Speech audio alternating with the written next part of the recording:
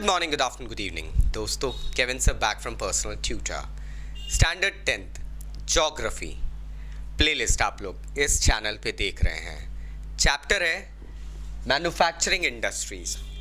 Topic जो मैं discuss करने वाला हूँ वो इस चैप्टर का लास्ट टॉपिक है दोस्तों, एंड प्रोबेबली एग्जाम्स में सबसे ज़्यादा पूछे जाने वाला क्वेश्चन है. That is ways of minimizing environmental degradation.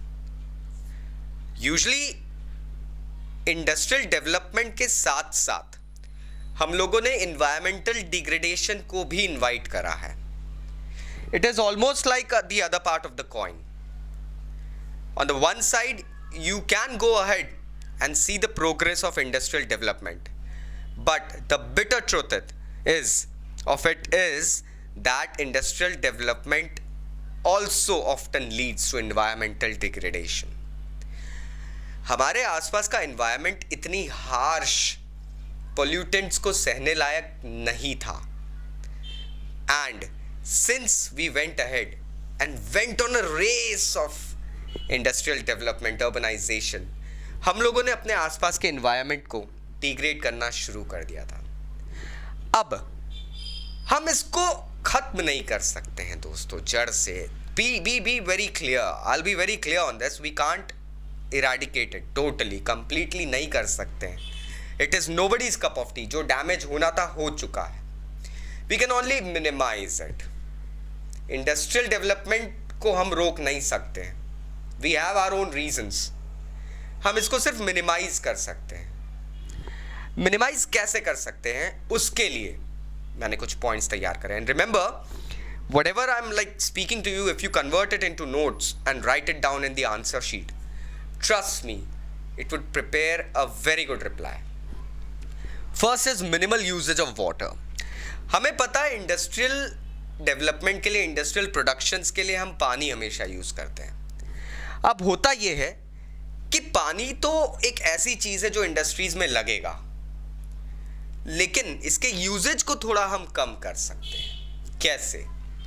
Bye recycling the water that has already been used, reusing it, harvesting rain water, collecting rain water, ground level ground में जो water level है उसको बढ़ाना, and then going ahead and minimizing the usages of obtaining water from the natural resources such as rivers and ponds और lakes. So इस way में हम जो हमारी डिपेंडेंसी है on the availability of water वो कम कर सकते हैं. फ्रेश वाटर को फिर से खराब नहीं होना पड़ेगा. उससे पहले हम 3-4 बार ऑलरेडी यूज्ड पानी को फिर से रीयूज करेंगे. So that is what can go ahead and be done. Applying treatments. ये जो वाटर एक बार हम यूज भी कर लेते हैं, अब भैया 3-4 बार यूज कर लिया उसके बाद तो यूज नहीं कर सकते, देन व्हाट टू डू. हमने वाटर यूज कर लिया है, then after that when we need to release it, before releasing that water we can treat it.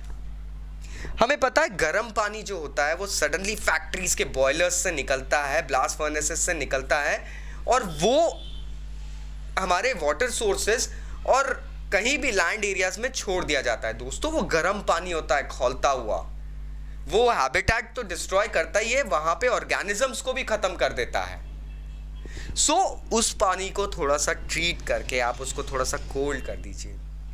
उसके अंदर जो एफ्लुएंट्स हैं उनको आप एक्सट्रैक्ट कर लीजिए, फिर उस पानी को आप रिलीज करें. So these are certain things. ये दोस्तों एक बार का इन्वेस्टमेंट रहता है, लेकिन ये एनवायरनमेंट को सालों साल आगे कई डेकेड्स तक बचा लेता है. एयर रिलीज को कंट्रोल करना. अब एयर रिलीज को कैसे कंट्रोल करें दोस्तों? हमें पता है फैक्ट्रियों की चिमनियों ने हमारे ताजमहल तक को ब्राउन कर दिया है. यही वो चिमनियां हैं जो एक बार लंदन को एक पैची ग्रीसी टाउन बना चुकी थी. By controlling the smoke release from those chimneys we can actually go ahead and help in reducing the pollutants in our atmosphere. Atmosphere में कुछ भी खराबी होती है दोस्तों, उसका इफेक्ट सारे living organisms including non living things पे भी पड़ता है. हम इलेक्ट्रोस्टैटिक प्रेसिपिटेटर्स लगा सकते हैं जिससे जो पार्टिकुलेटेड मैटर है वो होल्ड हो जाएगा. हम इनर्शियल सेपरेटर्स लगा सकते हैं जिससे जो हार्मफुल गैशियस केमिकल्स जो गैसेस में बदल जाते हैं वो कंट्रोल्ड हो जाएंगे. We can use alternatives such as oil and gas instead of coal, क्योंकि कोयला हमें पता है दोस्तों जलने के बाद में पार्टिकुलेटेड मैटर बनाता है और एटमॉस्फेयर में क्लोरोफ्लोरोकार्बन बहुत ज़्यादा छोड़ता है.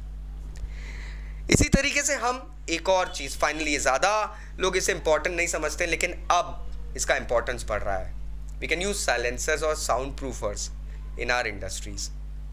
अक्सर इंडस्ट्रीज में बड़े बड़े जनरेटर्स होते हैं, बड़ी बड़ी मशीनरीज होती है दोस्तों. वो इतनी हैवी साउंड बनाती है कि वहाँ पे काम करने वाले लोग लगातार 6-8 घंटे उस साउंड को सुन के सडनली साइकोलॉजिकली डिस्टर्ब हो जाते हैं. बीपी हाई हो जाता है लोगों का. हम जब किसी ट्रैफिक लाइट पे रुकते हैं, पीछे कोई कॉन्स्टेंटली हॉर्न बजा रहा है तो हमें कितनी घुटन होती है, कितना चिढ़ मचती है. आप सोचिए वहाँ पे वो लोग इतने डेसिबल्स की साउंड को कॉन्स्टेंटली सुन रहे हैं. What would be the effect on their mental status.